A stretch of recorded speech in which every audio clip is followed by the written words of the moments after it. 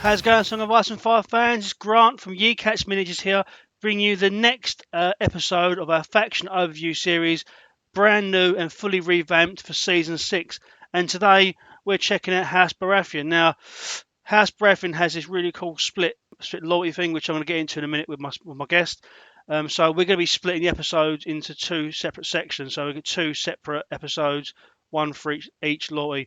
We're going to get into in a minute. But first and foremost, how's it going, Belisarius? Hello, thanks for having me. Mate, it's a pleasure to have you, mate. Pleasure to have you. We've discussed that this day would come before when we unboxed the Crownland Scouts. We're finally here. We're going to get deep into House Baratheon and going to help new players and experienced players to get stuck into these armoured dwarves of A Song of Ice and Fire. Cool, Let's okay. do it. Let's do it. Let's do it indeed. Right, so first and foremost, obviously, could you give us a quick overview of what you feel the Baratheon faction identity is and what their playstyle is for new players? I would say at their base level, the Baratheon identity tends to be a heavily armored, defensive, grinding sort of playstyle. And on the Renly side, which we're discussing today specifically, they tend to have a fair bit of healing involved in that. Cool. Okay. So we'll get into that a little bit as well. So for newer players, Baratheons have this really cool thing where there's two different loyalties on screen now. So obviously on the left-hand side, you can see the Stannis loyalty, which leans heavily into the relaunch side of stuff, and on the right-hand side, you can see the Renly loyalty, which really leans into the Tyrell side of the Baratheon thing. So it's a really cool faction thing where it's split into two basically separate factions within the same faction. Um, what I'd like to ask you, Kurt, a little bit about is, a lot of people get stuck into the vein of playing one brother, and I think that the best way to get the most out of Baratheons is to your your split your game into both factions and run both factions simultaneously as potentially as a two list format, or at least one does something that the other doesn't do. So just in your own words, can you sort of talk about the faction identities, the Renly loyalty and the Stannis loyalty, and sort of how you feel is the best way to incorporate both sides into a Baratheon army? Yeah, for sure. I think it's a mistake not to have in a two list format sort of event. I think it's a mistake not to take advantage of what both loyalties offer. Um, as I mentioned earlier, the Renly side tends to have several healing tools, but if you're going to run into, let's say, an Oberyn Martell opponent, then you probably don't want to run in there with your Rose Knights and all your units that heal. You probably want to use something maybe that's not as reliant on healing, and maybe that's where the Stannis side comes in. Stannis has access to the Relore affiliation and faith abilities, and so he has some tools there offensively that are enable him to play more into uh, a panic game more so than Renly's capable of, and he also through his rightful heir and some of his other attachments and loyalty characters has access to more of a token game than more so than what Renly's capable of leaning into. Cool. Okay. Sweet. So obviously today we're going to be talking about everything for Renly loyalty. So we're going to Mm-hmm. go through a lot of these faction. These some we can start with units that both brothers can take, but obviously today, Kurt, what we're really interested in is basically how these guys play with the Renly loyalty side. So just to get your honest opinion on what you think they give to the army, and obviously then we'll go into the Renly loyalty units because that's the really cool thing about the split identities is that you get different units that can play with each brother. So first and foremost, then we've got the Baratheon Wardens, which is a basic 5-point unit in the House Baratheon starter set. So these guys have a 4-inch movement, so they're quite slow. They have a Warhammer attack ability, which is a 4+ to hit, a 6/5/4, a 3+ armor save, and a 6+ morale. So really nice defensive profile. The Warhammer, it has the ability that If the defender rolls a 1 on any defense dice after this attack is completed, they become weakened. And that is obviously as a direct effect of being attacked by these, so it's not from hits that may come up as something else. And they also come a counter strike. Each time this unit is attacked with a melee attack, for each miss, the attacker suffers 1 hit. So these are always, for me, have always been a really sort of a speed bump unit. So they really do just stop you dead in your tracks because they've got a really nice defensive profile. But what's the coup with Baratheon Wardens in House Renly? Have they got a place? So they're, like you said, they're kind of a speed bump unit. Their role is to get to an objective point and then sort of sit there. They don't offer much in terms of offensive firepower, but they do have that Warhammer ability, which for new players can be tricky. I myself still forget to this day to make sure to hand out that weaken token if your opponent rolls a 1 on their defense. Yeah.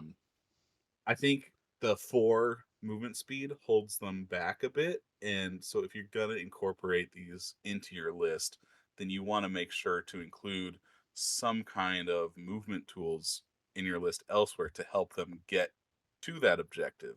Because if they can get to that objective, then they can hold on to it all right. But if they have to try to push someone else off of the objective, it's just not going to go well for you.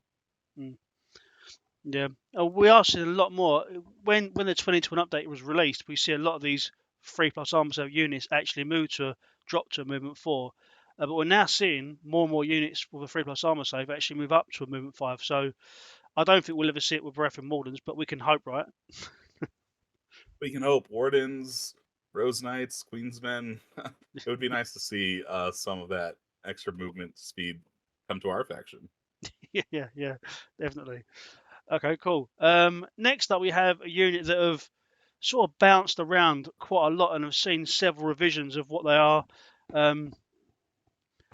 I myself would love to see them played more because they're such great sculpts. And on paper, you know, having Sundering built in and Sentinel built in, and a movement 5 sort of suggests that maybe they should play a little bit better than I've actually seen them being played and played myself.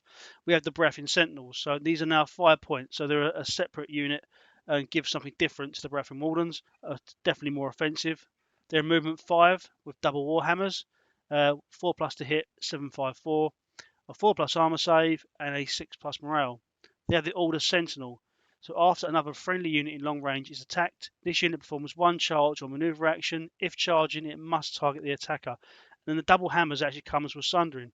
So I've sort of given my opinion on it early on there, Kurt. So what's your thoughts on Baratheon Wardens? Baratheon Sentinels, sorry. For quite a long time, I was not a big fan of this unit. I've always felt that the hitting on 4s always held them back, and the Sentinel order, although it's quite a nice order, the trigger on it overlaps the trigger on several important Baratheon base tactics dex cards. So for a long time, I kind of looked down on this unit. I think now, with the in the current state of the game, with the free attachment point allotment, there's actually, I think, a place for these guys in a Renly army now. If you decide to attach someone like Rainbow Guard Brienne, she comes with battle scars. And at full ranks, she can give them rerolls, which can alleviate a lot of those issues they were having with hitting on 4s. And then if you're losing a rank, she could give them vicious or get their attack dice back up to maximum. So with the way the game has sort of shifted, I think on Renly's side specifically, there's a place for Baratheon Sentinels today. That's awesome, man. It's great to hear. As I say, they're really nice sculpts. So to see them on the table a little bit more will be really, really good. So hopefully people can really start getting to grips with these and start getting them out. As you say, a lot of units have got a bit of a buff with this attachment allotment we're now given. So yeah, hopefully in season 6 we're going to see a lot more of these underused units. Okay, cool. So next up we have the Baratheon Halberdiers. So it's another loyalty neutral unit. They are a movement 5 with a 3+ armor save, so this is some of the extra movement that we were hoping for. They have the halberd attack ability. So the hit on a 4+ was 774, which is a nice depreciation on it. Obviously, having the same attack dice on the first and second rank. There is 6+ morale. They have the Order Taunt. So when an enemy in long range activates, if that enemy could attack or charge this unit and declares any action other than attack or charge that targets this unit this turn, before performing that action, the enemy becomes vulnerable and weakened. And also the Halberd comes with Sundering. So again, we see the Sundering can't begin in a base unit for Baratheon Halberdiers. Now, obviously, we're paying 6 points for this unit rather than 5 for the Sentinels. But are they worth the extra 1 point? I think it like anything, it always depends on the situation, right? Now, if you're building a list and you have that extra point to pay that premium, um, I think they can be worth it because you're getting that extra armor save going up from 4 to 3. Both Sentinels and Halberdiers have Sundering, and both hit on 4s. So the issue with these guys is somewhat the same with the issue with Sentinels. And can you find a way to get them their rerolls? And the Baratheons do have tools in their base deck to do that with Sustained Assault, or if, like I mentioned earlier, if you could find the points to squeeze Brienne Rainbow Guard in there, she can help them out quite a bit too. Yeah, I've seen quite a few units of these used on the tabletop. Obviously, it's a pretty newish unit. I say newish, maybe about a year, just over probably they've been out. But they do seem to be really, really, really helpful for Baratheons. I think the ability to be able to chuck out tokens with taunt seems to be quite beneficial for the Baratheon army. Oh, for sure. I think the taunt ability can be a little tricky for newer players in finding ways to set that up to force your opponent into a decision. If they're the only unit in front of your opponent, then there's not going to be any choice at all, right? Yeah, So you really want to try to set up and coordinate your halberdiers with another unit to try to fork your opponent into making one choice or the other and to force them into that decision. yeah, yeah. Obviously, we've known several different versions of taunt, and I think this is definitely the best one we've had so far. So next up we have the Crownland Scouts. So obviously we did the unboxing on these. We've already discussed them, but just for completion's sake, we'll do it again for the sake of this video. So they're a 6-point cavalry unit for both faction loyalties. They're movement 5. They're a 7/4 attack profile, hit on a 4+, a defensive save of 4+, a morale of 6+. They have the order mark target. So start with a friendly turn, target one enemy in line of sight and long range. They become vulnerable. And also they have the order tactical reposition. Start of an enemy turn, target one friendly unit in short range. They perform a 3-inch shift. And they come with the cavalry rule. Now we'll see this again in the faction. So I'm going to read it once. We're not going to read it again for every single cavalry unit. So each model in this unit has 3 wounds. At the start of this unit's activation, if it may perform a one maneuver action. I think these have been really good for House Baratheon. I think that having that tactical reposition has been really good. I've used them quite a few times now. I really find them quite a decent support unit. Again, we see him hitting on a 4+, so we're yet to see a unit hitting on 3s. But yeah, Crownland Scouts. I mean, like obviously we've spoken about them. Have you been using them? How have they been paying off for you? Yeah, I've been using these on almost every list I use. They're a really brilliant support piece with their 2 orders, tactical reposition and mark target. That tactical reposition is invaluable in a faction like Baratheons, where you have a lot of these speed 4 units that have trouble getting where they need to go. But that tactical reposition can also be used to do clever things with ranged units or with your halberdiers and their taunt ability. You can shift them into position um, to hinder your opponent or potentially attack your opponent, and then potentially use that ability to shift them out of range of your opponent being able to shoot back, or um, into charge line of sight, out of line of sight. There's a lot of clever things you can do with this unit.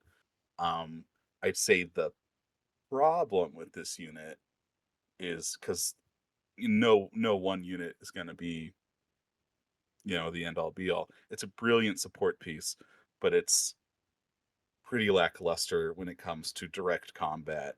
The defensive stats are fine; it can hold up okay, but it's not gonna hold a battle line for long, and it doesn't hit very hard at all.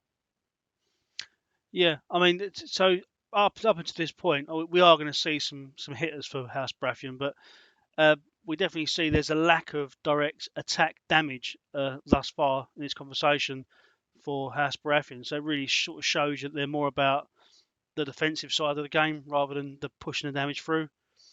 Um, do you feel there's a place for an aggressive um, Renly army, or is that literally the domain of Stannis? I think there's room for an aggressive Renly, um, and I think that I think it's a sort of new thing, but I think there's a place for it. Awesome. Um, okay, cool. So next up we have the Stag Knights. Obviously, this unit has been around since the starter set was released. It's seen different versions appear. This is the newest version. So these guys are 7 points. They have movement of 5. They have Stag's Fury, which hits on a 3+. So the first time we see a unit hitting on 3s. It has a 7/6/5 attack depreciation, a 4+ armor save, a 5+ morale, the order resilience. So when an enemy is performing an attack on this unit, after attack dice are rolled, this unit only suffers 1 wound for every 2 unblocked hits. And it comes with Stag's Fury as an attack profile, so basically they get better as the game progresses. This attack gains the following based on the game round. Effects are cumulative. So on turn 2, they gain critical blow. On turn 3, round 3, they gain vicious. Round 4, sundering. Round 5, they deal +1 hit for each of this unit's remaining ranks. And just another reminder that these are cumulative. So by the time you get to round 5 and 6, you have all of these abilities attached to this unit. So, Kurt, I mean, this is a unit that I would love to see on the tabletop more. I just think they're a really iconic looking unit for House Baratheon. They've got a little bit of everything. They've got a little bit of defense. They've got a little bit of offense. Are these guys seeing play? Are we seeing these more now? I've run these guys a couple times on Renly's side when I used to run Cortnay Penrose, um, formerly when he had his old charge or attack off the crown option. Mm. Like you said, they can hit decently. Well, this is one of the first units we've seen that hits on 3s, and those abilities ramp up. But you gotta wait for those abilities to unlock, and that can be an issue for some people if a unit's not making an impact on the game until the later rounds. It might be too late for that unit to make an impact on the game.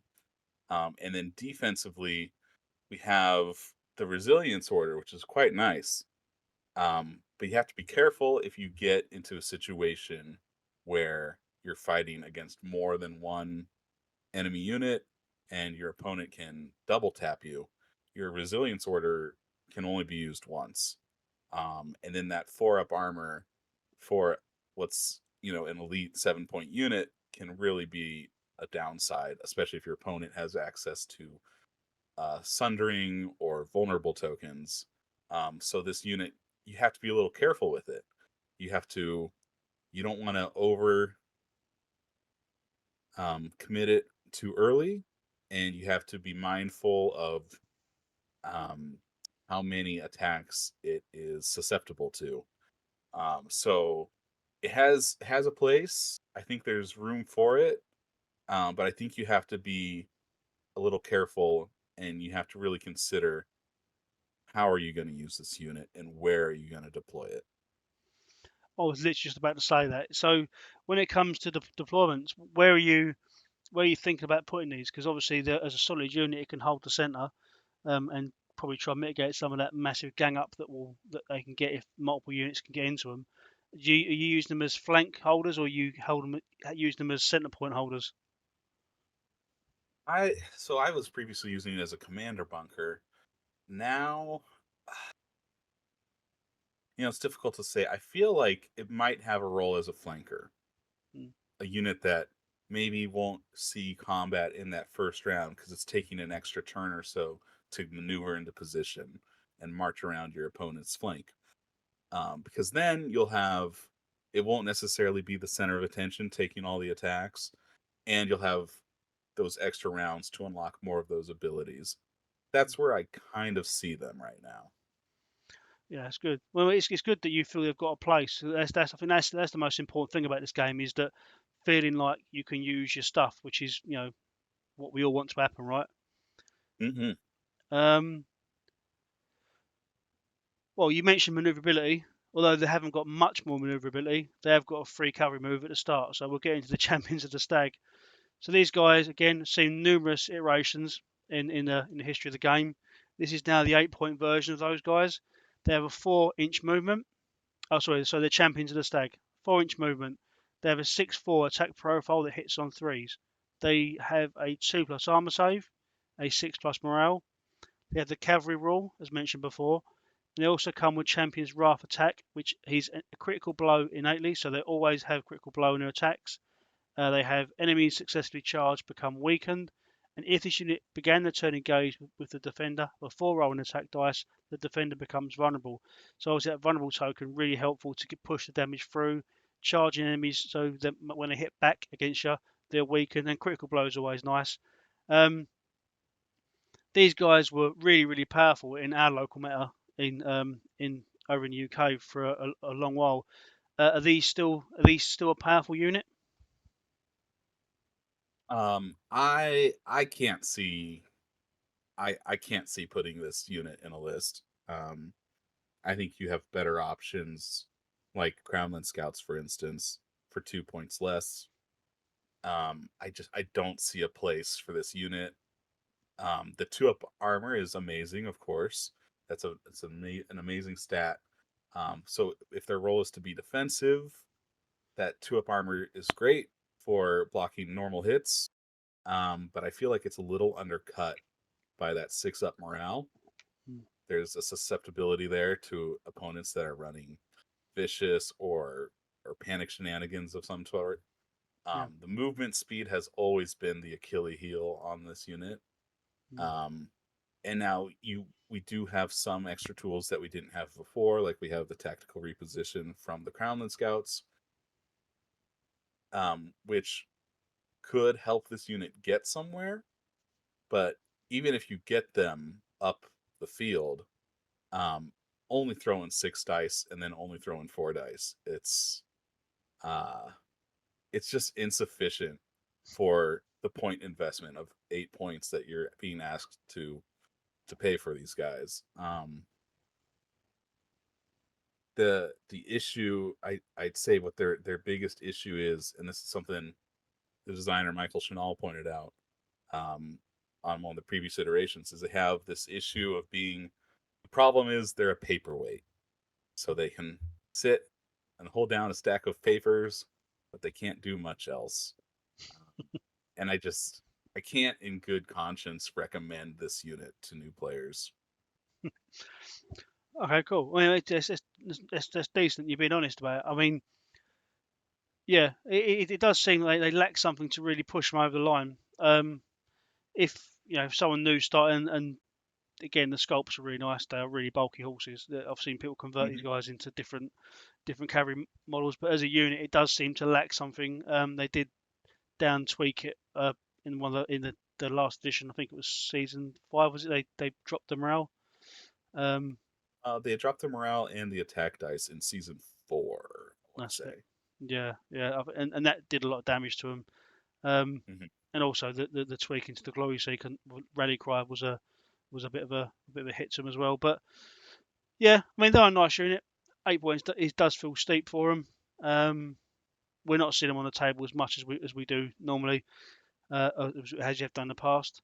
But if you're running House Renly, you've got ways of healing stuff. You've got other cavalry options available, which we're going to see in a minute. But that does lead us to the end of our a loyalty neutral unit. So we're now going to go into the Renly only stuff.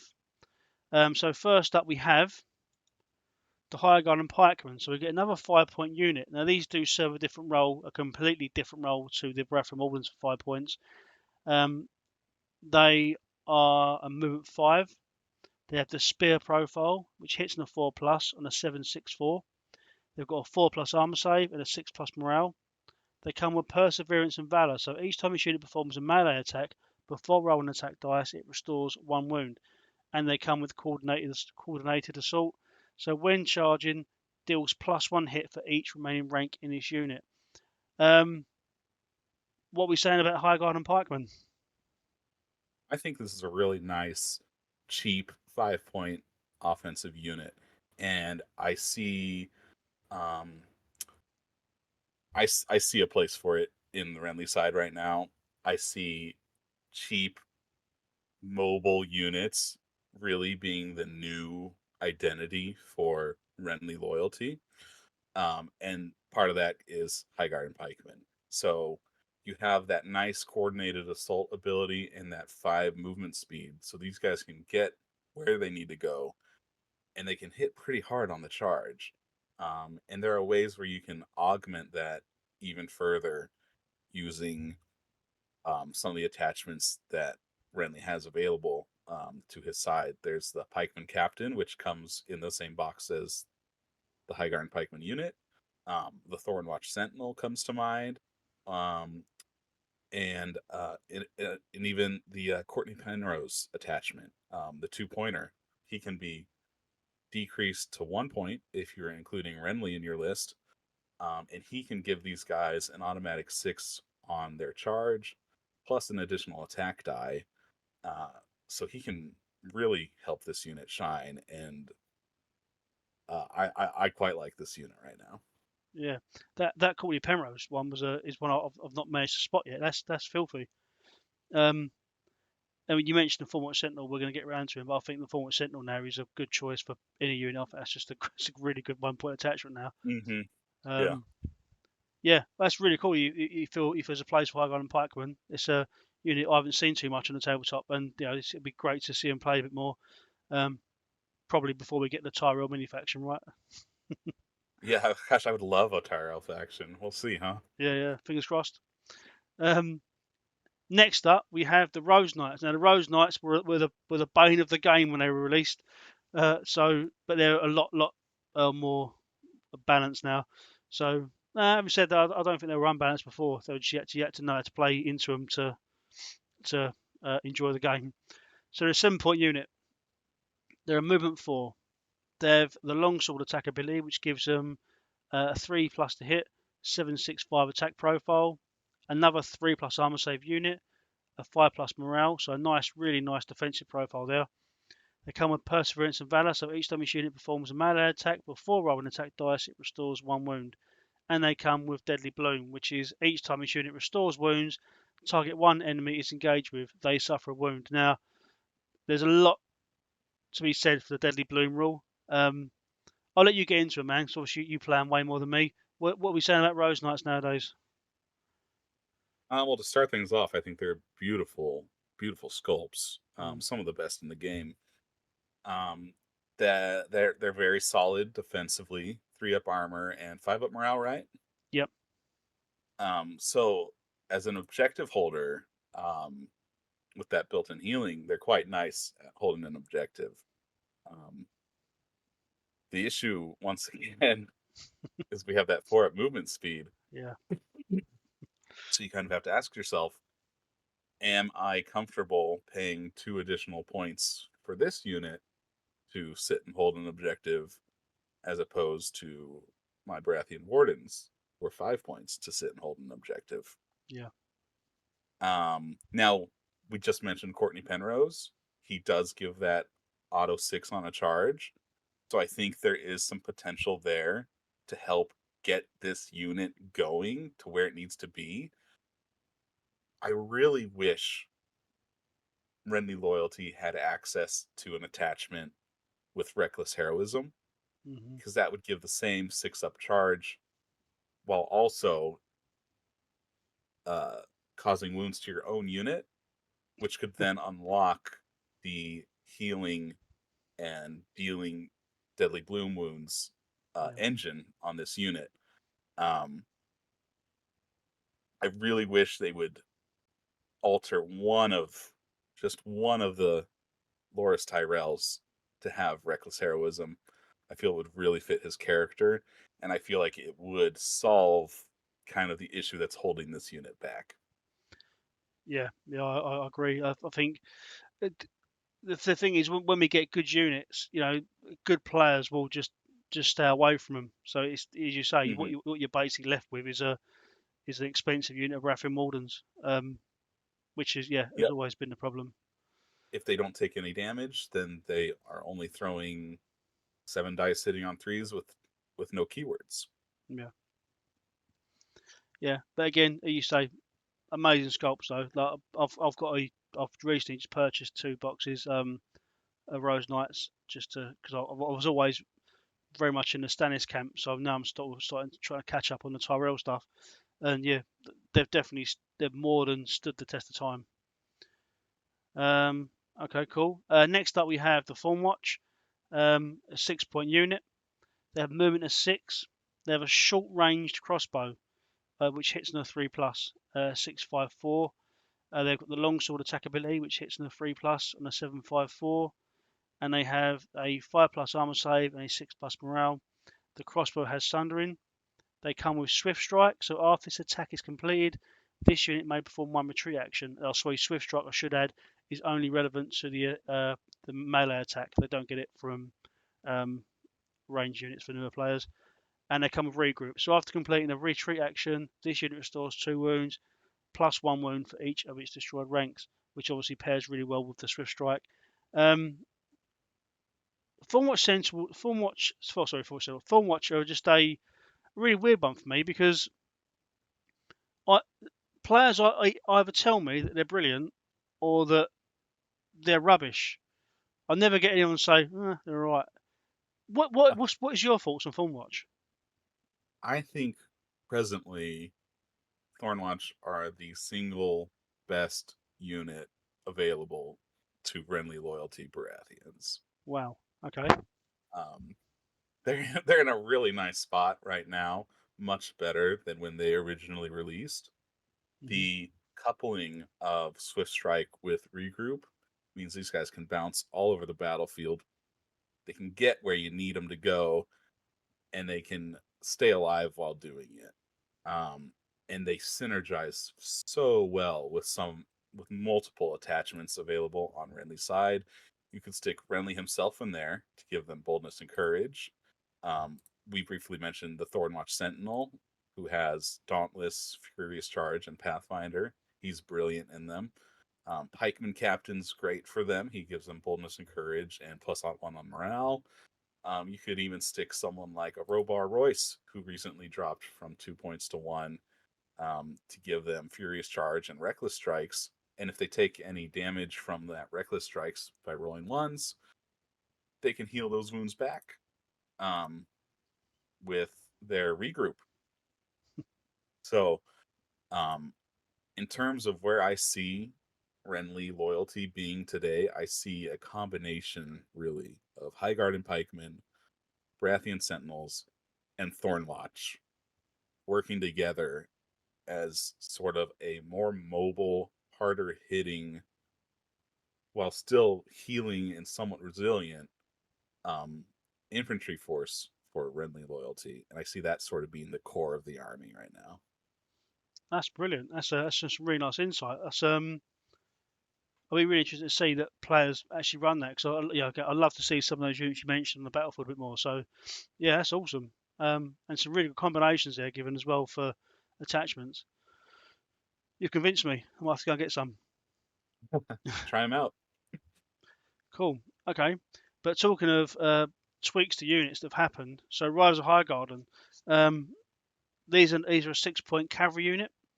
They're obviously a bit of a lighter cavalry unit. They've got a 6-inch move. They have a 5/4 attack profile, hitting on 4+. They have a 5+ armor save and a 6+ morale. So not a great defense profile for cavalry. We expect normally would like a lot higher armor save than that, but these not what these guys are about. They have the cavalry rule, as mentioned before. They have the Highgarden Lance, which comes with Sundering, and when charging, gains +1 to hit. When charging, rolls +2 attack dice for each main rank in this unit.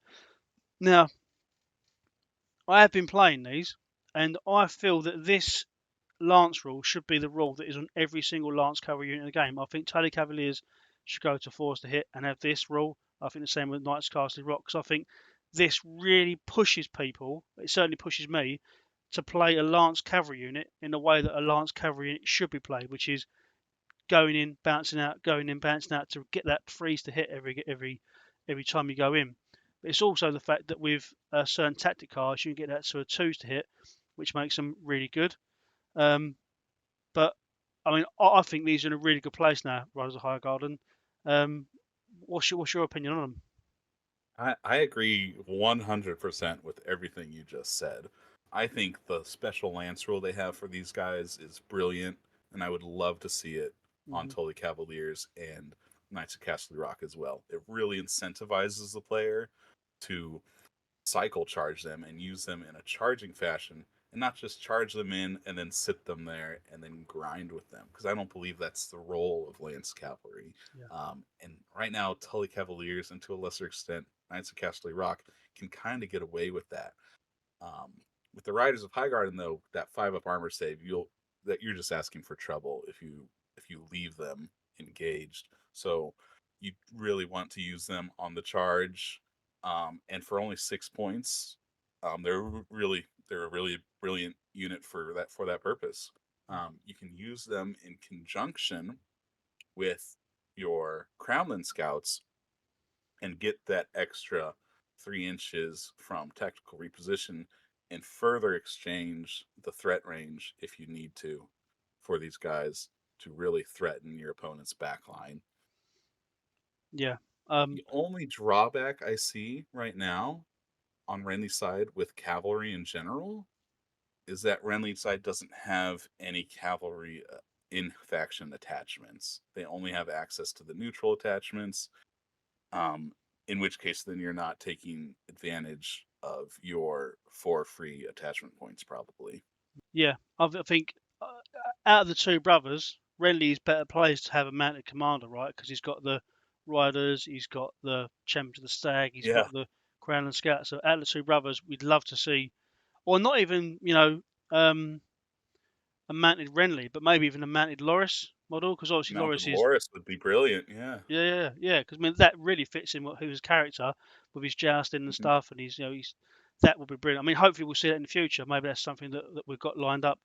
But yeah, I think for me, Riders of Highgarden are definitely a time when C1 have got Lance Cavalry absolutely spot on. This rule is absolutely spot on, and it feels really good to use them in that way, to basically pull out your opponent knowing full well that they're coming back in again and trying to sort of scrabble something together to try and stop it from happening. Mhm. Yeah, I think they're a great unit. I think they look great as models, and I think they play really well. And I'm a massive advocate of this being rolled out across all Lance Cavalry, including Starfall Knights, which might make them playable. Um, Right, Starfall Knights, I forgot about those. Everyone does. um, cool. Okay. So that's the Riders of Highgarden done. So next up we have um, the Rainbow Guard. So there's a lot of stuff on screen now. I'm not going to go through. I'm just going to summarise some of it. But they're a 6-point unit. So this is basically the Baratheon version of the King's Guard. They come with a 5-inch movement, a Masterwork Blade, which is a 2+ to hit, 7/7. So doesn't matter how many wounds they take, they'll always be hitting with 7 dice, unless they take 8 wounds, in which case they're gone. Then they have a 3+ armor save. They have a 4+ morale, so a really solid defensive profile, especially when paired with resilience, which is the same order as the Stag Knights had. So you only take 1 wound every 2 unblocked hits. Unfortunately, they only have 8 wounds, so Renly's retinue only has 8 wounds, including Renly himself, and 2 ranks. They also come with Rally Cry, so each time this unit is performing a melee attack, before rolling attack dice, target one other friendly unit in long range, it restores 2 wounds.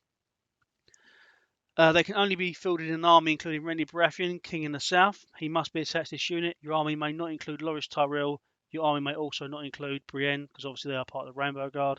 I put Renly's card up on screen as well, so he has Swift Strike, the same as the Thorn Watch.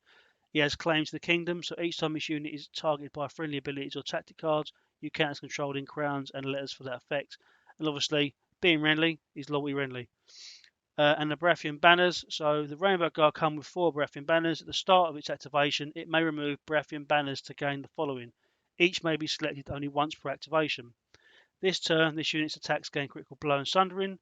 This turn, this unit's attacks gain vicious, and if the defender fails their panic test, they suffer +1 wound. This turn, when this unit is performing an attack before rolling attack dice, the defender becomes panicked and weakened, and this unit restores 2 wounds and may reroll charge and retreat distance dice this turn. So this to me seems like a really solid unit. I'm seeing them play quite a bit more now in some of the YCAT events, and they seem to be doing quite well.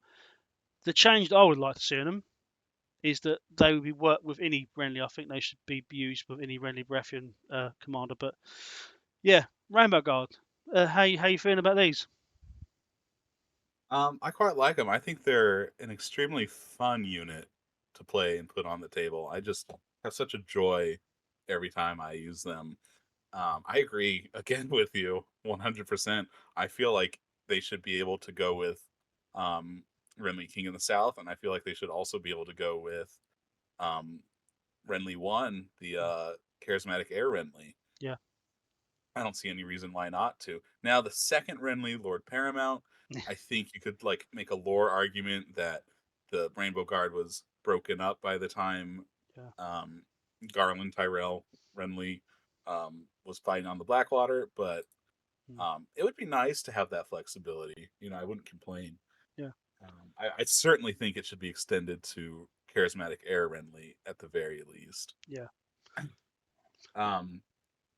The unit, or Renly himself, brings Swift Strike, so this unit also has the capacity to sort of bounce around the battlefield and get to places where your opponent really doesn't want you to be. And like you said, hitting on 2 up is such a rare thing in the game. And in the defensive profile itself, coupled with the resilience, is quite nice. They're fairly sturdy, and they have that heal if they need it from the Baratheon banners. Um, the issue, and this is true for the Kingsguard for Joffrey as well, is you only have 8 wounds. Yeah. And those banners, once you spend them, they're spent. So you do have to be careful with this unit. They can be eliminated if you are too careless or too reckless with them. But I think they're just such a joy to play on the table. You can't go wrong. So with the Baratheon banners, how do you sort of play them? Is that do you wait for that? Obviously, situation will depend on the game you're playing, but are you waiting for that big explosion where you can spend multiple at the same time to put out a lot of damage, or are they basically little just a helium battery for you? I try to be a bit conservative with my banners. Offensively, I like to try to grab the critical blow and the sundering, and then defensively, I like to grab the one for the heal. And so if I allocate 2 to each, and that's what I have banked up, then I feel like that's a pretty good way to play them. But I'm sure other people say, "Hey, it's worth it to get those tokens and that vicious, right?" Yeah, yeah. Okay, cool. Again, it's a really nice unit. I've always thought it's a bit of a shame it took up a heroes box. I get that it's loads of little attachments, but it would have been nice to have another commander in there, even if they'd have made like Loras Kingsguard commander or something, just to give us Mm-hmm. another commander of them. But we can wish list, right? Um, Yes. so go, Well, I do have a wish list since we're here. go. Um, in the books, after Renly is killed by the monster that Melisandre spawns, there are several Kingsguard that switch sides. So Parman Crane, Bryce Karen, and Guyard Morrigen all join Stannis' side. So I do wish they would add that into the game and remove the loyalty restrictions on those 3 attachments. And I don't foresee any unit or card combinations that would make those 3 attachments broken on Stannis' side. So I feel like that would be like a nice lore fluff addition that they could make really easily, and I'd like to see that happen. Yeah. I'm a massive fan of fluff stuff. So yeah, if if the designers are listening, make that happen. You'll sell more boxes as well. So get stuck into it. Cool. Next, so that's all the units done now. So we're going to move on to attachments. So we'll start with the loyalty neutral unit, loyalty neutral attachments. So the Master Warden at 1 point and the Stag Knight Noble at 1 point. So the Master Warden comes with Hold the Line. That's the order. When this unit activates, target one enemy engaged with this unit. It suffers 2 hits plus 1 hit for each of this unit's remaining ranks. The Stag Knight Noble comes with Go Down Fighting. So each time a rank in this unit is destroyed, one enemy they are engaged with suffers 1 wound. And Iron Resolve. So this unit gains +1 to panic rolls, panic test rolls, and suffers -1 wounds from failing the panic test. Now, both of these on paper look like really good, well, look like decent enough 1 point attachments. Hold the Line is such a great order, but I don't tend to see it that much played in Baratheon. So, what's your take on these guys? I really like the design on Hold the Line for the Master Warden. And I feel like when you first start playing the game, you can get some mileage out of it. I think the problem is as you begin playing more experienced players, it's really difficult to have situations where you are engaged and furthermore where you get to activate while engaged. Hmm. Um, there's just a lot of high level play involves just denial of attack opportunities altogether, and so the Master Warden I think kind of falls off um, as you start to play more experienced opponents. Now the Stag Knight Noble I think is really quite nice for 1 point. Um, Go Down Fighting's an okay ability, but Iron Resolve is really what you're paying for when you take this attachment. Anytime you can increase or decrease wounds suffered in this game, that's a really powerful ability. So with Iron Resolve, you could potentially even still fail the panic test, and then if you roll a 1 on your D3, take 0 wounds. It's one of the things that makes Khal Drogo so great, and it's nice to have that in an attachment form where you can plug it where you need to on your infantry units. Yeah. Is there any unit specifically in the Renly list that you're putting this guy in? I could see him in Thorn Launch again. I could see him in um Stag Knights, Rose Knights potentially, even Sentinels or Highgarden Pikes. Yeah. Nice. Heck, you could throw him in Wardens. Why not? Oh, so it's really flexible attachment ends, which is nice. And obviously, so we get this attachment in the start box as well. So for newer players that are getting into the game, they can literally pick the box up and start rolling with this guy. Hmm. Just don't use the card that's in the box. It's out of date.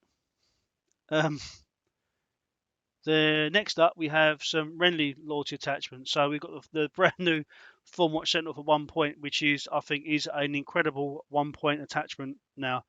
So he comes with Dauntless. So each time this unit passes a morale test, it restores a wound. Furious Charge. Enemies successfully charged by this unit become vulnerable. And Pathfinder. This unit ignores the dangerous, hindering, and rough keywords. And then we have the Pikeman Captain with Boldness and Courage. So each time this unit attacks, if it has 4 ranks, it gains +1 attack die. Otherwise, it's treated as having +1 rank for attack dice. And also this new rule that it got in the latest Season 6 update, Leadership Follower. This unit gains +1 to morale test rolls while in long range of the commander's unit. And Loras Tyrell, King Squire, 1 point attachment with Expert Duelist. It links to a melee attack ability. So each time this unit performs a melee attack before rolling attack dice, choose 1. This attack deals +1 wound, or target 1 infantry attachment in the defender's unit and roll a dice. If it on a 5+, destroy that attachment. So 3 really quite nice attachments here. Again, my eyes are instantly drawn to this new version of the Thorn Sentinel because again it's a really nice miniature, and I think these 3 abilities for 1 point is is unfair. Yeah, the Thornwatch Sentinel looks really great right now. 3 abilities for 1 point is almost unheard of. Yeah. Pathfinder's really, I feel like overlooked. It's a solid ability. And Dauntless is really nice. Dauntless is one of the reasons why people used to dislike original or complain about original Rose Knights so much, is because they could do that heal from Dauntless and then Deadly Bloom to deal a wound. So your Thornwatch Sentinel can sort of restore that power to make your Rose Knights what they used to be. Yeah. I could see Thornwatch Sentinel going, like I said, in Highgarden Pikemen. I could see them in Sentinels. You could put them in Halberdiers if you wanted to really sort of force your opponent into a decision. Like, wow, are you gonna sit there and take these taunt tokens, or am I gonna charge you and I'll give you a token from Furious Charge? Really, just a really flexible, versatile attachment that you could put in almost any infantry unit and be making a decent choice. Mm. Pikeman Captain I quite like as well. Boldness and Courage is a solid, very good ability. And I like Leadership Follower. I like the flavor of it, Mm. having +1 morale in long range of the commander's unit. I Yeah. just really think they should have workshopped a little bit more on that name, Leadership Follower. Just call it Inspired Troops. There you go. Yeah. Yeah. Motivated and ready, like something else. But Yeah. I like the flavor of it, having these troops that are, as long as the commander is somewhat nearby, they get a benefit. So I quite like that. Yeah. Loras Tyrell, at least this version of Loras, I'm really disappointed by. Um, he used to have precision, and he used to be 2 points. Mm. They dropped him to 1 point, and they took the precision away. Um, and with just expert duelist, feels underwhelming for the Knight of Roses. This is, outside of Brienne, Yeah. potentially the best fighter in Renly's army. And I mean, I look at Carl in Greyjoys, Yeah. and he's the same cost for the same ability, but at least Carl can ignore attachment restrictions. Yeah. So Loras is officially worse than Carl the Maid. That just feels wrong. I'd like to see him get a little something, just for flavor, if nothing else. He'd be Yeah. a perfect candidate for reckless heroism, like I said earlier. Yeah. I think it would have been nice to see him ignore attachment restrictions if With because Renly, or yeah. with another Rainbow Guard attachment, or something like that. Yeah. Yeah. Because I mean, Devon, what was when we eventually get round to recording the Stannis loyalty Baratheon overview, Devon gets it because I think he drops to 0 points if Stannis is in the army. So and Hmm. he's also the King's Squire. So it would have been nice to him to Yeah, it could have been a point reduction to 0 if Renly's in the army. Something. Yeah. yeah. Or Marjorie, if Marjorie's in the army. I don't know. Yeah. Yeah. Okay. Nice. But yeah, definitely stuff to be look forward to there, especially with that Thorn Sentinel. It just looks so good on when you look at that compared to Loras for 1 point. It just seems crazy. But yeah. Yeah. Um, Next up, we have Brienne the Blue. So she comes in at 1 point with Renly's Protector. So after Renly Baratheon's unit is attacked, this unit performs one attack or charge action at the attacker. We have Cortnay Penrose, Loyal Tactician, with the order tactical reposition. So start enemy turn, target one friendly unit in short range. They perform a 3-inch shift. And Might of the Iron Throne. This is a new rule brought in for Season 6. So while your opponent does not control crowns, each time this unit attacks, it gains +1 attack dice to melee attacks and cancels rolling a 6 for all charge distance dice. They've also added to the bottom of the card, or to the back of the card, I should say, that if your army contains Renly Baratheon, so any Renly Baratheon, you can reduce the cost of Cortnay Penrose Castellan of Storm's End by 1 point. So he then goes down to 1 point if you have Renly in the army, which then I think makes him quite a decent 1 point attachment. And we have our second version of Loras Tyrell, Lord Commander of the Rainbow Guard, coming in with Deadly Bloom. Each time his unit restores wounds, target one enemy it's engaged with, they suffer 1 wound. So basically, Loras Tyrell, Lord Commander of the Rainbow Guard, is a 1 point sort of addition to any unit to make them effectively a unit of Rose Knights. Well, not a unit of Rose Knights, but they give them that ability that make Rose Knights so chip damagey. So yeah, these three attachments. What we saying? With Brienne the Blue, I think there are some fun things you can do with Renly, and if you include Renly or her in either a unit of Sentinels or a unit of Golden Company crossbowmen, because her ability, Renly's Protector, can go at the same time as the Sentinel order can trigger. So you can use both of those. So you could get into position with Sentinel, and then you could charge in with Renly's Protector, or vice versa. Yeah, so yeah, you have to do the attack or the charge with Renly's Protector. Yeah. So you could use the Sentinel to maneuver, maybe get in their flank, and then Renly's Protector get that charge off. It's it's a kind of goofy fun combination. I don't see it in like serious list building, but it's nice to have that that option there for if you're just having a like a bread and pretzels, beer and pretzels kind of game, you know. Yeah. Cortnay Penrose is absolutely brilliant. I think if you're not running this attachment, then I don't think you're necessarily running the most competitive list you can. Um, Tactical reposition is such a brilliant ability. It's so good. And then, like we mentioned earlier, I really Might of the Throne. I love it. Finally, an auto 6 charge tool on Renly's side. Yeah. He could go in Highgarden Pikes. He could go in Sentinels. He could go in Halberds. He could go in Rose Knights. You know, he could go anywhere. And I really like this new thing they're doing that kind of started with like Kingsmen and Queensmen, but now we're starting to see it like on Unsullied, and I think some of the Stark units, and now with Cortnay Penrose and the Might of the Throne, about how if your opponent doesn't control a certain zone, Yeah. then you get XYZ benefit. And I really like that design. It takes a lot.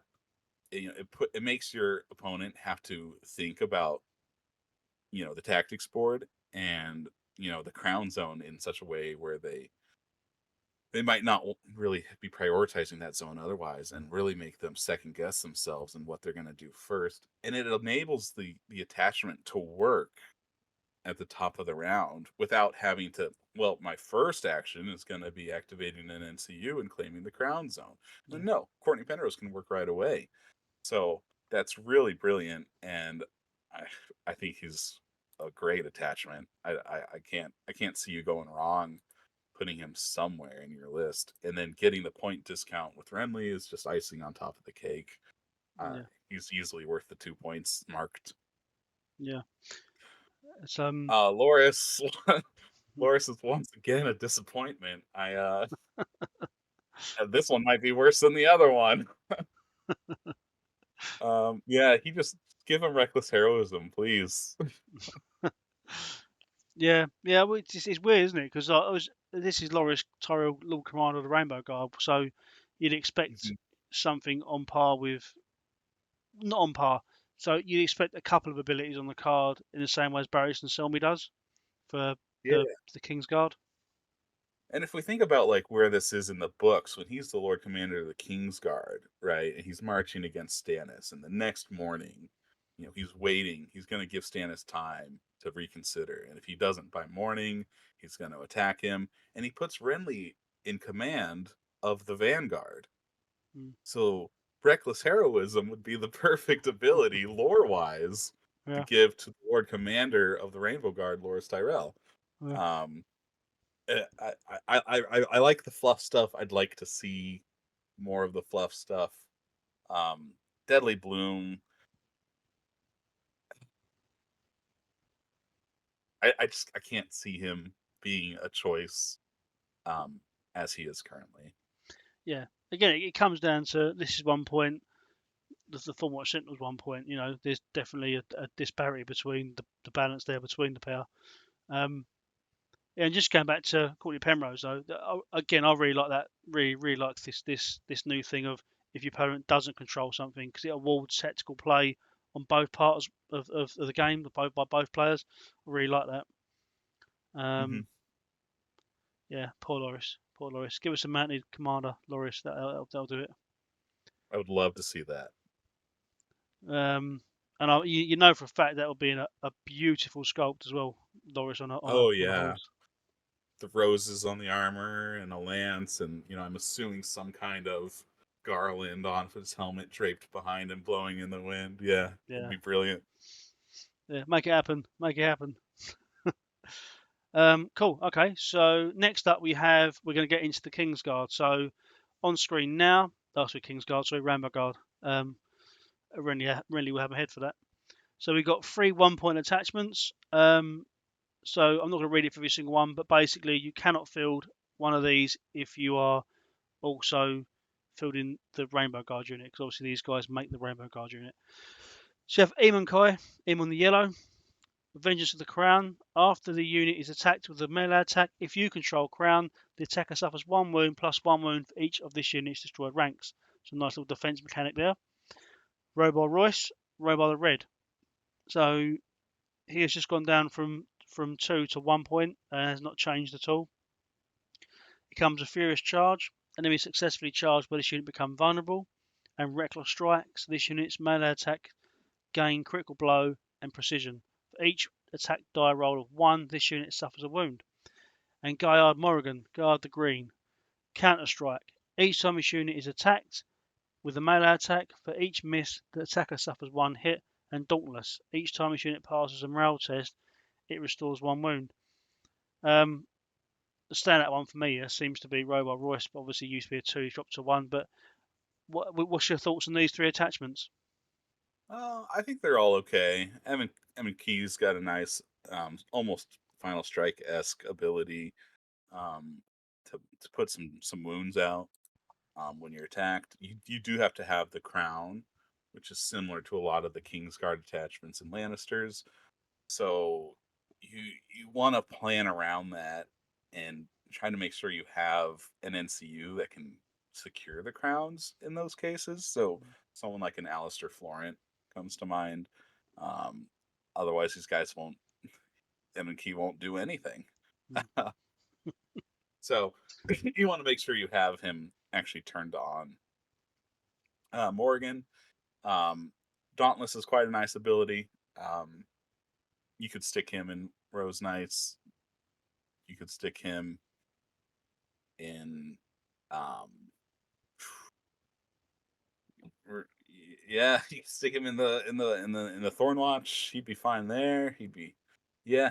Dauntless is a nice ability. There might be better options than Guyard Morrigen, but it's nice to see him drop from 2 points to 1, Yeah. because I think he probably didn't see the table hardly at all when he was 2 points. No, just a fluff And choice, then isn't it? yeah, and Robar Royce, he drops from 2 to 1. I think he still pales a little bit in comparison to a Dario Naharis. Um, but he's not bad. Not bad for 1. He was also 2. He's 1 now. I think he'd be a very solid choice in a unit of Highgarden Pikemen or Thornwatch Sentinel. Sorry, not Sentinel. Thornwatch, Mm. or even Sentinels. Um, I think he'd be very good in Thornwatch. But yeah, since he can just bounce around, keep triggering the vulnerable token off Furious Charge, and with the healing, the built-in healing from Regroup, you don't necessarily care about rolling 1s, and you can try to fish for those 6s each time you charge for rerolls.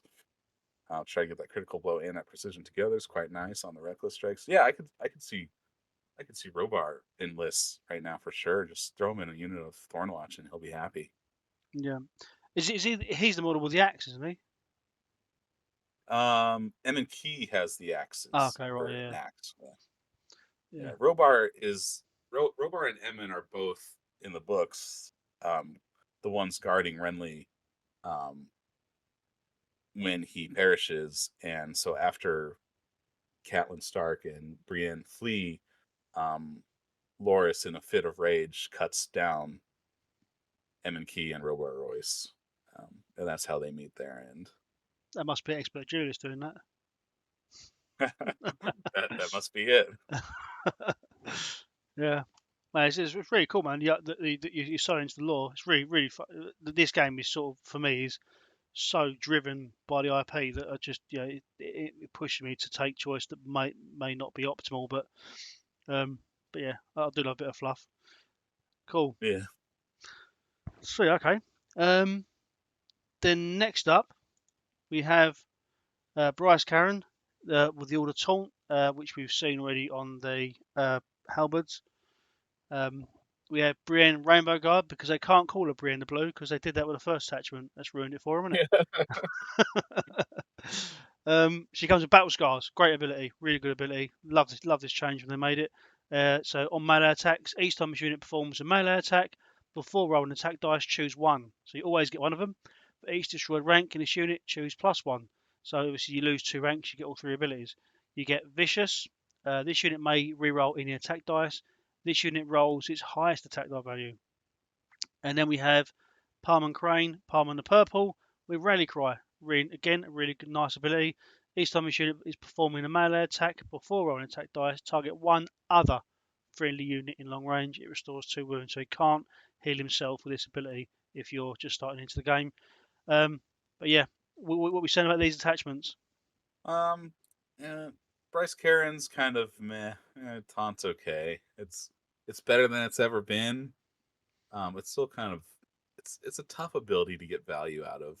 Mm, Um, I think you're better off looking at someone like Brienne.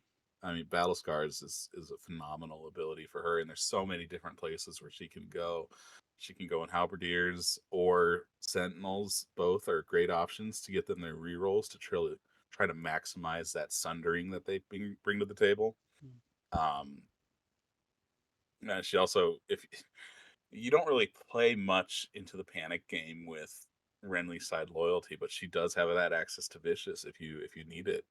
yeah, Um, she's phenomenal. I can't. I struggle to think of a situation where I wouldn't want her in my list. Farm Crane's solid. Rally Cry. There's it's a decent enough ability. If you can get him in a unit that can reliably attack, that's sort of the issue with him. And so I'd say his best fit would probably be in Thornwatch because they can once again sort of bounce around the battlefield and mm, get places and just keep attacking. yeah. Ideally, you want a unit that can attack multiple times, get multiple values out, Rally Cry. But obviously, with Andrew Estamont being in the other lobby, you can't get access to assault orders. Um, Hmm. yeah, okay, cool. Um, so that's all the attachments done now. So we're going to get into the commanders. So what I'm going to do here, Kurt, is we're going to go through the commanders. I'm hoping that you're going to enjoy today and you're going to come back and do a proper tactics deck deep dive with us as well at some point where we'll go through all the tactic cards in more detail. So we're going to try and steer clear of that today. But what I want from you is I'll read the cards out. And if you can just give me what you think of the commander and what their playstyle is as well for newer players that just get into the game. If they enjoy a certain playstyle, is this the commander for them? So first and foremost, Renly Baratheon, the charismatic heir. So this is the commander we get in the starter set. So he comes with boldness and courage. So each time his unit attacks, if it has 4 ranks, it gains +1 attack dice. Otherwise, it's treated as having +1 rank for attack dice. I didn't mention it before, I don't think, but this works on both ranged and melee. He comes with emboldened, so friendly units in short range gain +1 to morale test rolls. And I put his cards on screen as well so people can see him whilst we're talking about him. But Renly Baratheon, the charismatic heir. What are your thoughts on him? What's his playstyle? I think he's a solid commander. I think he's really beginner friendly. He gives you a little boost to your attack. He gives you a little boost to your defense. And his cards are pretty straightforward to play as well. We're seeing a lot more condition tokens start to enter the game. I think in the past, really, Stannis' rightful heir was the token king, and outside of that, you didn't see too many condition tokens. But now, you have Martells with Ilaria slinging tokens, and now uh, Targaryens all of a sudden have entered the token game Yeah. scene with Miri Mazdur, and so the ability to get rid of all of those condition tokens could be really clutch. So I quite like Renly charismatic heir. He doesn't have anything that really is like a really impactful, game changing, wow kind of card or ability or anything, but he's just really solid baseline, good quality commander. Awesome, awesome, and that's exactly what we want from a starter set commander, isn't it? Is something you can just plug and play and just enjoy playing. And yeah, it's a great sculpt as well, the Renly one model. Then we have Renly 2, who may be Renly or he may be Garland Tyrell, depends if how lore entrenched you are. Lord Paramount of the Stormlands. So this guy comes with boisterous charisma, which is an innate ability. I think it's the first time we've seen the innate ability on outside of the cavalry rule in Baratheon. So this is each time this unit passes a panic test, target one enemy unit in short range, they become vulnerable or weakened. Just so this innate ability, so this heart symbol next to the ability for newer players means that this ability cannot be turned off by anything in the game. Um, Obviously, Lordy Renly Baratheon, obviously will be because he is Renly, or is he? Who knows? Stalwart, this unit gains +2 to morale test rolls, and precision. This is where Loras Tyrell's precision must have gone. But yeah, what do you think about Renly Baratheon, Lord Paramount of the Stormlands? Um, I think you can do better. Um, Boisterous charisma is only short range, um, and his cards are not going to be very beginner friendly, and even at a higher level play, there's not a ton of value to be had there. Um, Inexplicable return can maybe see more value now that we're potentially going to see more attachments, but for a long time it was just sort of a dead card. Um, does it get to ignore the attachment restriction?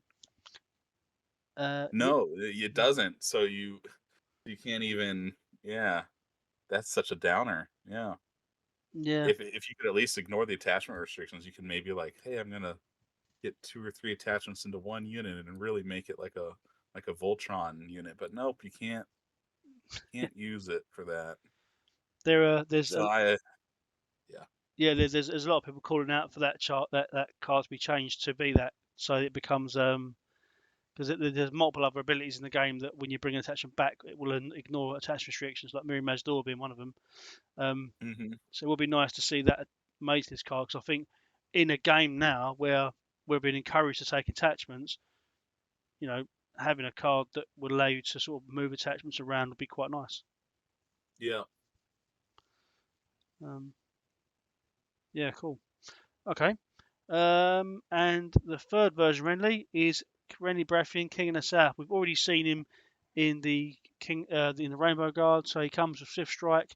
After this attack is completed, this unit may perform one retreat action, claims the kingdom. Each time this unit is targeted by a friendly's abilities or tactic cards, you count controlling crowns and letters for that effect. So Renly Baratheon, King in the South. So just for clarity for everyone that's listening, Renly Baratheon King of the South doesn't need to be played in Kingsguard. It's just he just allows access to it, and that they're a decent unit. But yeah, he can be played in other units. A lot of time we see him in high competitive stuff. He's in different units. He's in his Rainbow Guard. But so Renly Baratheon King of the South, the second or third best Renly.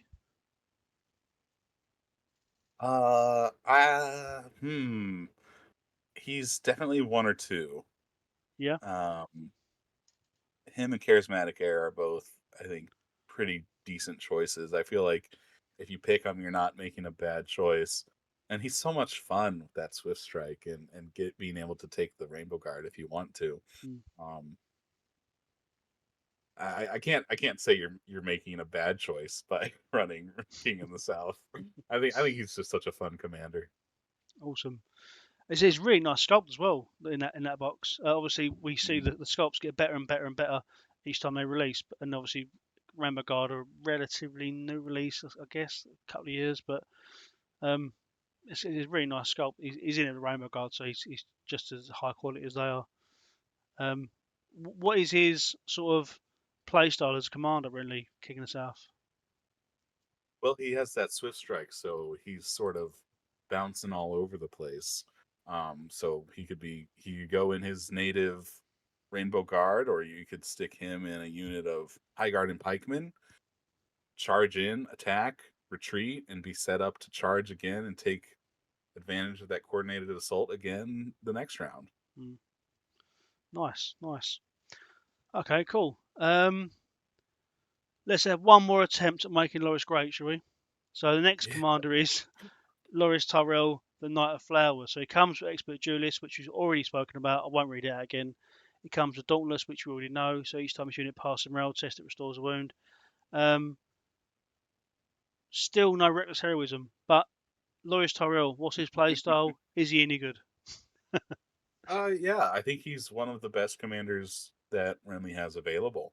Um, Dauntless and Expert Duelist are both good abilities put together, and then his Overgrowth card is Yeah, phenomenal. It gives hits out, and it works not just on melee attacks but on ranged attacks as well. yeah, Um, and then his other two cards, they're okay. I mean, Growing Strong, it's a heal. That's nice. Loved by the Small Folk, you can probably pitch it, but it's difficult because difficult to have your enemy fail morale tests when you're not a panic faction. So Loved by the Small Folks, kind of the runt of the litter, but all in all, a very good commander. yeah. And also, Finally, a Loras worth taking. living the dream. Um, yeah, I think with yeah, the thing is, Love by the Small Folk now is sort of bounced across the Brotherhood Without Banners, thieving. Yeah, you see it in Brotherhood too. Yeah. Yeah. Okay. Um, cool. Next up, we have Eldon Nestamont. So this guy, first time we've seen him, we'll see him as an NCU in a bit. So he comes with the order marked target. So start friendly turn, target one enemy in line of sight and long range, they become vulnerable. He comes with hardened. Each time an enemy is performing an attack on this unit after rolling defense dice, this unit blocks one hit for each of its destroyed ranks. So Eldon Nestamont, I mean, he sort of lived and died with battle endurance back in the initial 2021 release. Um, does he gain a bit more value now with Hefty Ransom with the attachment increase? Hefty Ransom is still not a great card, just because you have to have it in your hand Yeah, when the attachment is destroyed. yeah, Um, so it's tricky. If you could just like have it out and like attach it or use it on a previously destroyed attachment, mm, then it would be quite a bit better. But the timing is sort of its undoing. yeah, That being said, though, Eldon's still a fine choice. Um, his martial superiority card can make your wardens have super counter strike, right? yeah, So you can get an additional -1 to hit, and then an additional hit for each miss, so they can deal out 2 hits for every miss. And battle endurance, it's sort of the similar thing we were talking about with Stag Knights earlier.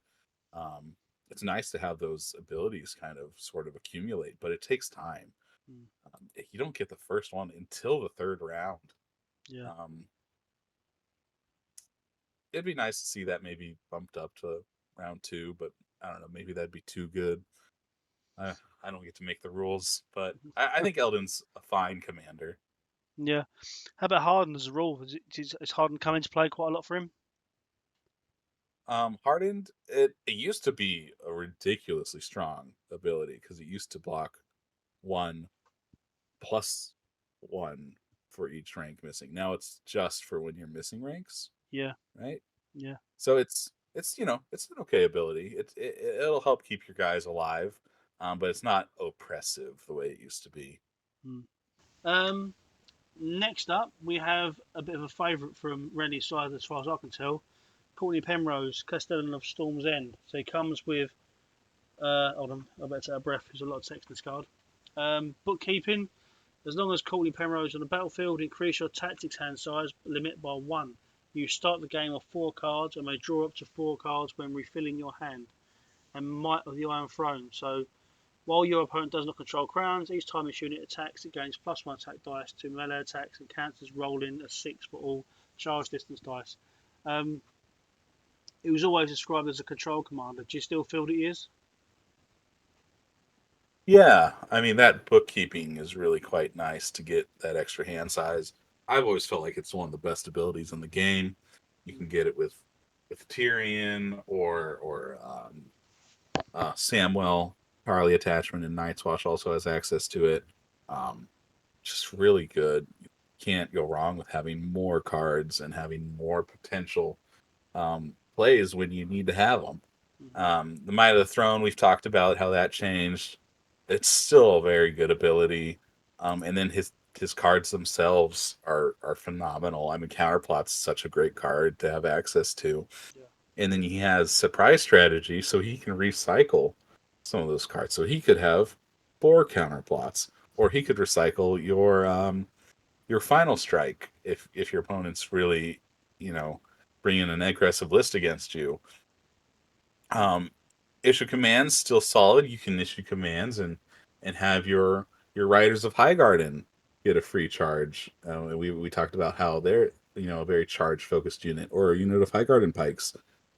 Courtney Penrose is my single favorite Renly side commander, and I almost always include him as one of my 2 lists when I go to a tournament. Yeah. Did you feel with the the reduction in cost of his attachment, does that impact him as commander, or are you still taking the commander over the attachment? I think you'd be perfectly justified either way. And now you have that choice you have to make. And it's the same sort of conundrum Stannis players have with Davos. Yeah. Do you want that Davos attachment or do you want that Davos NCU? There's no wrong answer. They're both phenomenal. And the same is true here with Courtney Penrose. Do you want the commander version or do you want the attachment version? And I don't think you could go wrong either way. It's up to you to make that choice. And if you do, obviously build around it, and since you've made that dedication. Mm. Yeah, I mean, it throws a third thing to mix as well when we get into NCUs, which we're about to go into. But his NCU is obviously a great choice as well. Oh right, I forgot about the NCU. Mate, it is a fine time to be Courtney Penrose in the game. Yeah. Cool. Okay, sweet. Well, that's all the commanders done. So we're now going to go on to NCU. So first off, we have the loyalty neutral NCUs. You get in a starter set. Alistair Florent for 4 points, shifting loyalties. Alistair begins the game with 3 order tokens on him. Each time Alistair claims a zone, after resolving that zone's effect, you may remove 1 order token from him. If you do, move him to an empty zone or switch zones with any other NCU. And we have Charlotte Errol, Lady of Haystack Hall for 4 points. Support of Haystack Hall. Each time Shira claims crowns, restore 1 wound to a friendly combat unit. Each time Shira claims letters, remove 1 condition token from 1 friendly combat unit. So she'll be putting 1 out and removing 1. It's a really nice ability. Each time Shira claims bags, if you remove a token, place 1 condition token of that type on one enemy combat unit. So really allows flexibility around token play. Alistair, he's another one that I sort of look at, and from someone that doesn't play Baratheons loads, just casually, really. He seems to be one that I always go for because it's really helpful to make sure the opponent isn't controlling the crowns or that you're controlling the crowns later on in a round, maybe. And Shire as well. I tend to play Shire quite a bit, but how do you are you still playing these guys, or you not touching them, or? I think Alistair's really quite solid. Um, I think he's even better on the Stannis side, but he's perfectly acceptable on the Renly side. No there's not like he's not a bad choice, right? He's Mm, solid for securing that crown, especially as we start to see more of these abilities where if your opponent doesn't control the crown. We saw that with the change to Might of the Throne with Cortnay Penrose. Um, so he's phenomenal for that. And he's all arguably better than Littlefinger is in that regard because then you're not dipping into your neutral points, and he can also re-secure it if your opponent previously took the zone because he can do a little hot potato swapperoo. Shira, I think that's what the sorry, go ahead. no, I think that's what the rule should be called: hot potatoes from Peru, rather than rather than shifting loyalties. Yeah. Shira Arrow, she's she's okay. I can't say she's bad. She's sort of meh. I, I think there are better options. She doesn't do anything too exciting.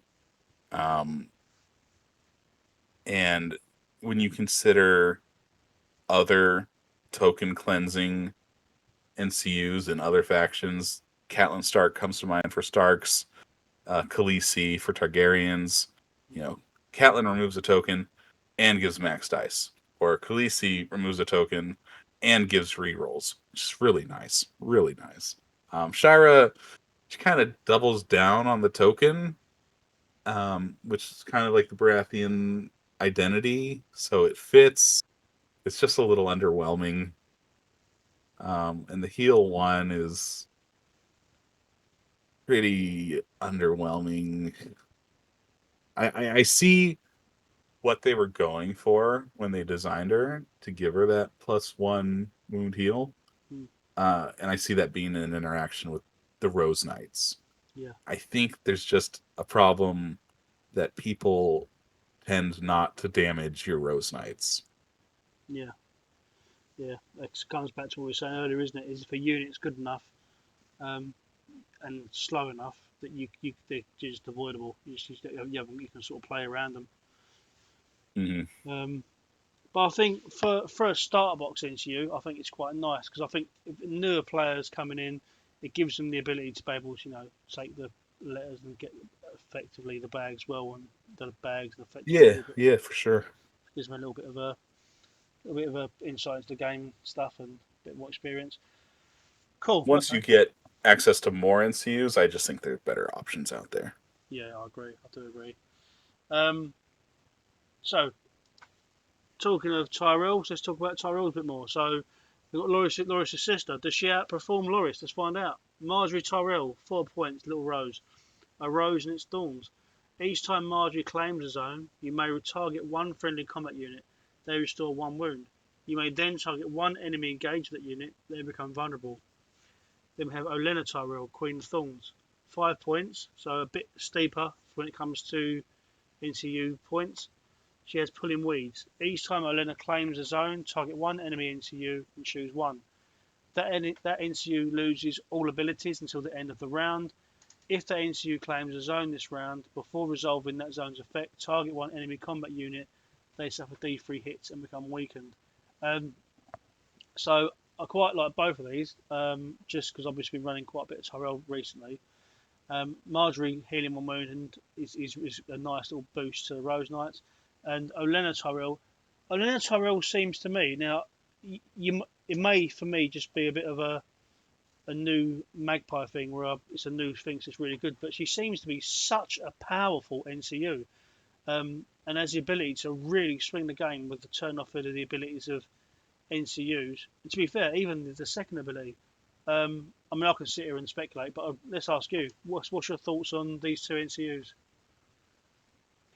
So Marjorie, I think again she was designed with Rose Knights in mind. She does have the quite nice capacity to take bags, heal the Rose Knights on bags. They do their Deadly Bloom, and then her ability heal one. They get to proc Deadly Bloom again, so she can sort of double tap that Deadly Bloom. Yeah, The problem is again higher level play. You're just not going to have opponents that are going to sit there engaged with you and let you do that. So I struggle to find a time to put Marjorie in my lists. She tends to sit on the bench over with Shira. But Elena, I think is hands down, and I don't think it's even particularly close, the best NCU available to Renly Baratheon loyalty. yeah, The ability to turn off an opposing NCU is really, really good for 5 points because there are some really powerful, mean NCUs out there. Um, and she can completely shut some of them all the way off to where they will never impact anything outside of just being a naked NCU. She works against Varys. Varys will never get to use any of his tokens, so she can completely shut Varys down. 6 point Ned Stark with all of his healing and panic reroll tokens. She can completely shut him down, and he's a more expensive NCU at yeah, 6 points. Um, so she's phenomenal. Take the grandma, take Olenna Tyrell. You will not regret it. yeah. So we spoke about the fluff earlier, and this sort of comes into this well because she directly counters Joffrey, which I think is such an awesome, Mm-hmm. like it might not be a fluff choice, but for me it feels it's a great fluff choice that she basically stops Joffrey, which as we know from the TV shows what happened there. Spoilers if you haven't watched it. I mean you've had 10 years to watch it, so get on board. Um, Yeah. and also the fact she stops Tywin as well. If Tywin hasn't dropped his bomb before she activates, it will neuter him as well. I think, Oh, we should point out she works against opposing influence NCUs, even if they've already been activated and are influencing a unit. She can shut them down too, even if it's after the fact. yeah, because basically the card of the influence basically becomes blank, right? Yep. Yeah, yeah. I think she's the great, and even the second ability, the hits. Later in the game when someone's got a direwolf on one wound, activate an NCU, you pop that ability, immediately not they're not going to activate the NCU because they're not going to lose the activation from the direwolf. It's yeah, I think she's a great NCU. I really think she's a great NCU, and a really nice sculpt, the Mhm. little old lady sculpt as well. Um, Yeah. really understated, love it. Um, yeah, it's paving the way for that new Tyrell faction, right? Let's Cool, let's let's make it happen, Simon. make it happen. Uh, so our final two NCUs, Eldon Estamont, Venerable Knight, 4 points, and Courtney Penrose, Reliable Castellan, 4 points. So Eldon Estamont has got Elderly Caution. So each time Eldon claims a zone, you may replace that zone's effect with draw 3 tactic cards. Then shuffle 1 card from your hand into your tactics deck. And then we have Courtney Penrose, Castellan's duty. Courtney begins the game with 3 order tokens on him. Each time an enemy NCU activates, you may remove 1 order token from Courtney. If you do, choose 2 zones. If the NCU claims either zone this turn, before resolving that zone's effect, target any number of friendly combat units, restore D3 plus 2 wounds total across these units. And there are occasions when Courtney can literally stop enemy NCUs activating because of this ability. Do you want to talk us through these two? Yeah. So Eldon Estermont, um, he's an okay NCU today. I think a long, long time ago, before the 2021 update, there didn't used to be a limit to hand size, Yeah, and so I think he really used to shine back then. Um, because now you start the round with 3 cards. He's a replace effect. You essentially gain 2 cards. You draw 3, but you have to put 1 back. And then you're at 5 and you're at your max hand size. So he's not as powerful as he used to be, but he's still a decent choice. If you have a card that you don't need in the moment, but you don't want to discard it either because you might need it later, the ability to shuffle it back into your deck can be quite a nice kind of secondary benefit. Yeah. So Eldon's okay. Yeah. He's not great. He's not terrible. Cortnay Penrose, I think, is a very solid, very good. We'll say great. He's a great NCU. You have the ability to influence the tactics board and exert some control elements there, while additionally getting a fairly hefty heal. You're at the very minimum getting a heal of 3, and you can spread that out across as many units as you want. Yeah. Or you can put it all on 1 unit. It's up to you.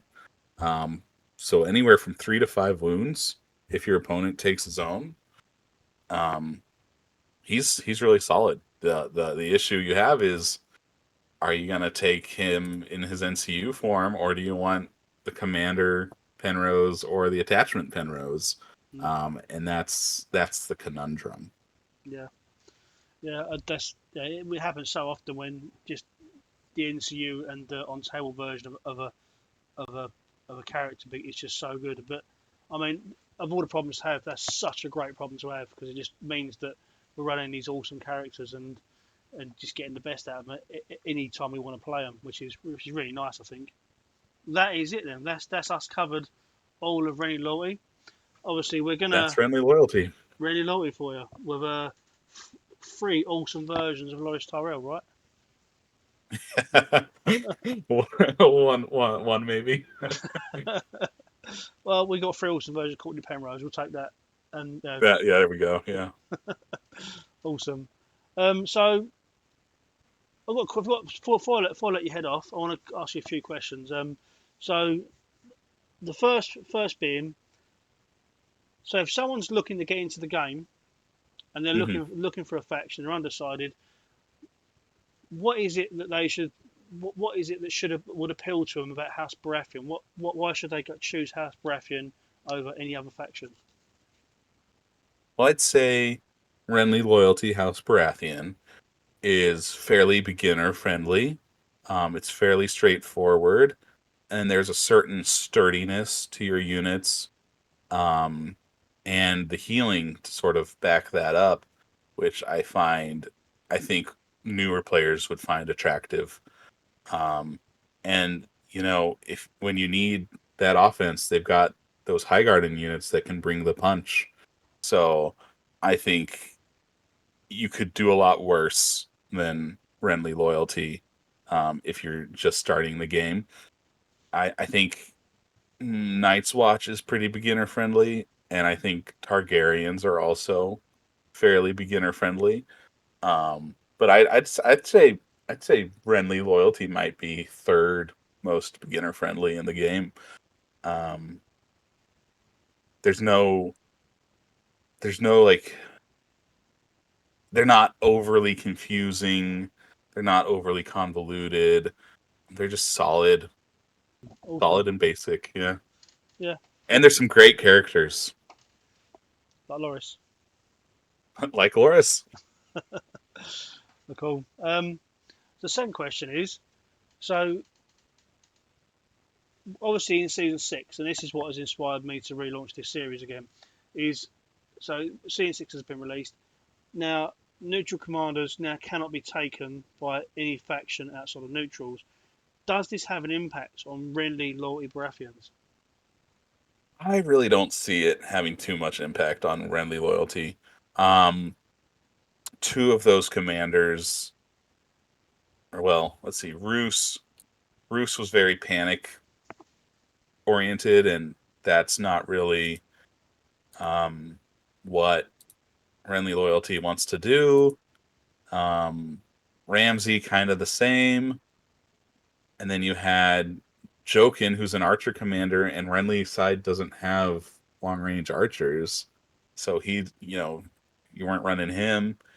Vargo and Dario, maybe, but I think Renly Loyalty has always had better in-house options, and so I don't see the departure of neutral commanders from Renly Loyalty Baratheon as being a great loss. I think it's a fine change. Okay, awesome. And my final question to you is, so in season 6, how do you think House Baratheon Renly Loyalty sit? Are they in a comfortable place in season 6? I think they have the potential to play around with 8 activations. And I think that may unlock a couple doors for them. I don't see them being necessarily powerhouse faction, because I think some of the other factions have some unit and attachment combinations that are just really, really potent. So I see Baratheons being middle, lower mid of the pack in season 6, and this is projection, mind you, because we're still pretty fresh into season 6. But that's, if I had to guess, I'd say they're probably lower middle of the pack. Yeah. Awesome. Well, we always like a challenge, though, right? Yes. If it was easy, everyone would do it. Exactly that. Okay, well, that's it, man. So thank you so much for coming on today and talking to me about House Baratheon Renly Loyalty. This is the first time we've actually spent a decent amount of time together. Obviously, we spoke about the Crownland Scouts. This is the first time we've done one of these bigger episodes. It's been an absolute pleasure talking to you. I mean, as far as Baratheon players go, you're one of the biggest and most famous of all of them, even more famous than Loras. Once upon a time, maybe. Awesome. Well, cheers coming on, man. Really appreciate your time. Thank you for having me on. No, it's awesome, man. I'm looking forward to the Stannis side chat. We'll do that soon and get that recorded once we get some time. But for now, I'll let you. Looking forward to it too. Yeah, awesome. Okay, and thanks to everyone taking the time to listen to the video. Obviously, you guys are the reason that we make these videos. It's literally for the community. If you do like it enough, do share it among friends that might find it helpful for their gaming. And if you like what we do enough, then subscribe to the channel and let's get those numbers up so we can reach further afield with the content. But for now, we'll sign off with As the Fury. Cheers, Kurt. You take care, mate, and I'll speak to you soon. Cheers.